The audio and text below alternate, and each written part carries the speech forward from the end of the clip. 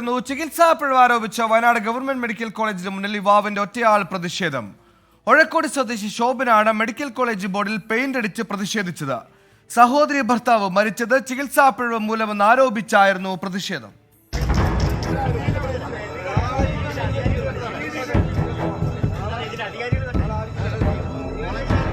മാനന്തവാടിയിലെ government medical കോളേജിന്റെ ബോർഡിൽ spray paint അടിച്ചായിരുന്നു ശോഭിന്റെ പ്രതിഷേധം.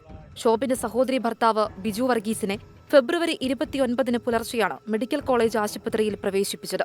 മൂക്കിൽ നിന്നും വായിൽ നിന്നും രക്തം വന്ന അബോധാവസ്ഥയിലായിരുന്നു ബിജു. ഗുരുതരാവസ്ഥയിലായ രോഗിയെ കോഴിക്കോട് മെഡിക്കൽ കോളേജ് ആശുപത്രിയിലേക്ക് റഫർ ചെയ്തു. ഇവിടെ വെച്ച് ബിജു വർഗീസ് മരിച്ചു. മാനന്തവാടി മെഡിക്കൽ കോളേജ് ആശുപത്രിയിൽ ബിജുവിന് മതിയായി ചികിത്സ ലഭിച്ചില്ലെന്ന് ആരോപിച്ചായിരുന്നു ശോഭിന്റെ പ്രതിഷേധം. ആർഎംഒയുടെ പരാതിയെ തുടർന്ന് പോലീസ് എത്തി ശോഭിനെ കസ്റ്റഡിയിലെടുത്തു.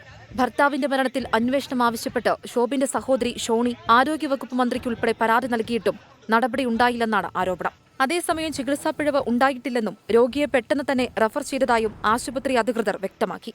24 വയനാട്.